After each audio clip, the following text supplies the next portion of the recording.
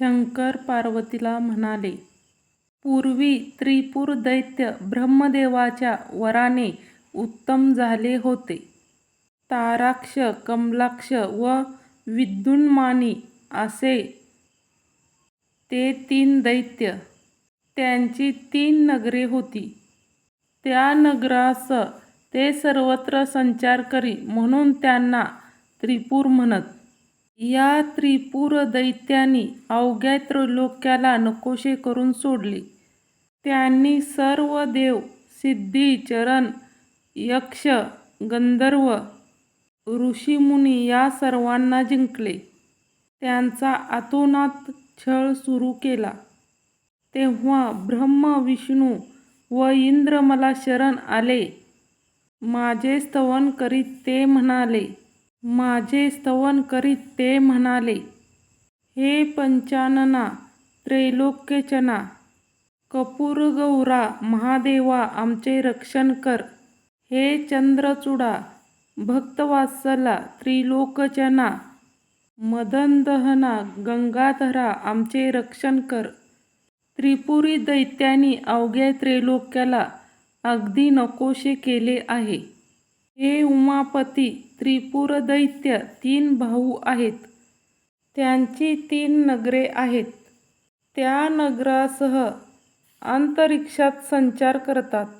त्यांचा वध एकाच बाणाने होऊ शकतो. हे कार्य तुमच्याशिवाय दुसऱ्या कोणाला करता येणार नाही. ती 3 नगरे एका रेषेत आली असता त्यांच्यावर बाण मारून त्यांना नष्ट करणे, हे कार्य तुमच्याशिवाय दुसरे कोणी करू शकणार नाही. नारदांनी ही कथा शेषाला सांगितली. नारद पुढे सांगू लागले, देवांनी शंकरांना अशी प्रार्थना केली असता शंकर त्यांना म्हणाले, देवांनो, हे कार्य तसे कठीणच आहे.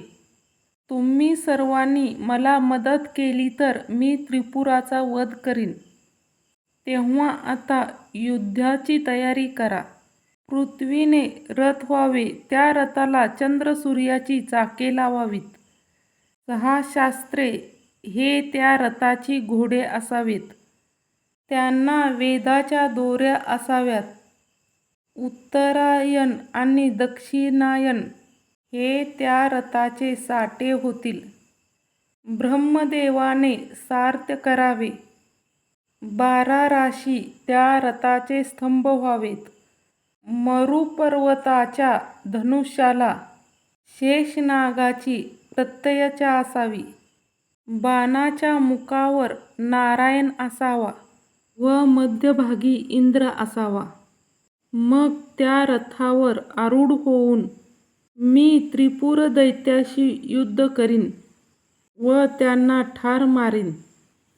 शंकराने सांगितल्याप्रमाणे रथ तयार केल्यावर शंकर रथावर आरूढ झाले. त्यांना 33 कोटी देव मदत करीत होते.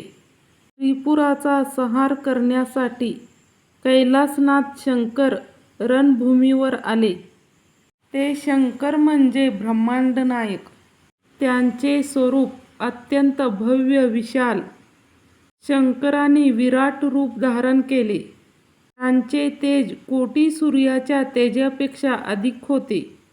शंकरांनी रथात आरूढ होताच तो रथ डगमगू लागला.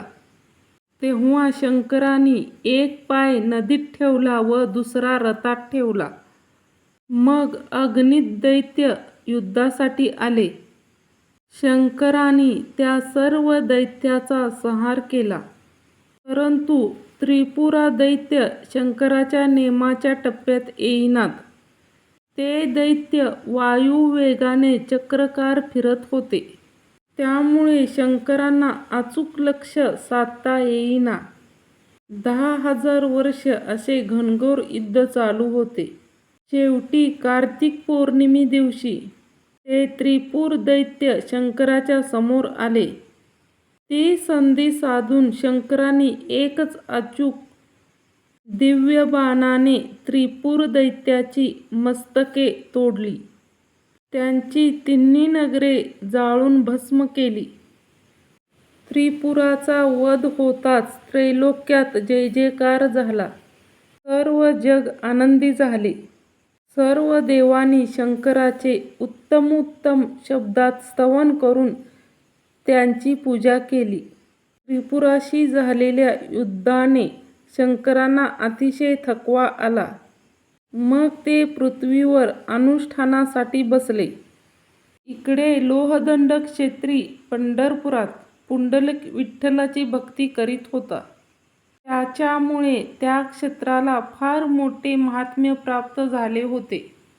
ही कीर्ती ऐकून असंख्य पांडुरंगाच्या मूर्तीचे दर्शन घेण्यासाठी पंढरपुराकडे धावत होते.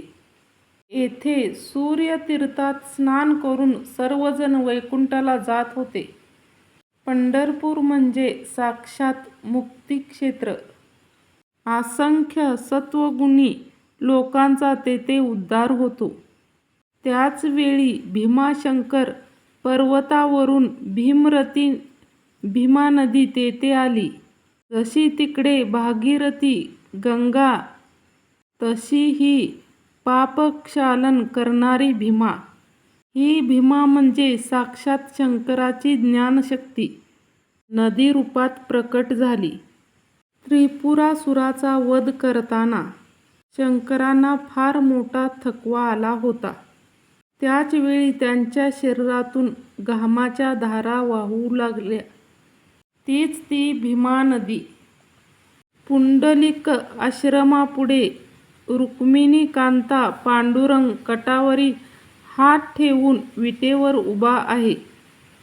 ते कौतुक पाहण्यासाठीच शिवस्वरूप भीमारती तेथे धावत आली. जे निष्ठावंत विष्णुभक्त असतील त्यांना पंढरपुरात वास्तव्य केल्याने मोठे पुण्य लागते. तीर्थक्षेत्रे भक्तांचा उद्धार करतात. कलियुगात पंढरपूर क्षेत्राचा पांडुरंगाचा महिमा खूप वाढेल. भीमरती चंद्रभागेचे स्नान व विठ्ठलाचे दर्शन त्यामुळे सर्व भक्त उद्धरून जातील, असे शंकराने पार्वतीला सांगितले. आयुष्यात एकदा तरी पंढरपूरला जाऊन विठ्ठलाचे दर्शन घेतले तर मुक्ती प्राप्त होईल. रामकृष्ण हरी.